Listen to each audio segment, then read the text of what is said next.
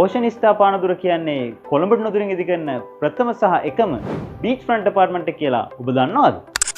ඔඩිලියා Holmes විසින් ඉදිරිපත් කරන ඕෂන් ස්ටාර් ප්‍රොජෙක්ට් එකේ UDA සහ CCD ආයතනවල අනුමැතිය ලැබිලා තියෙන නිසා ඔයාට බය නැතුව ඉන්වෙස්ට් කරන්න පුළුවන්.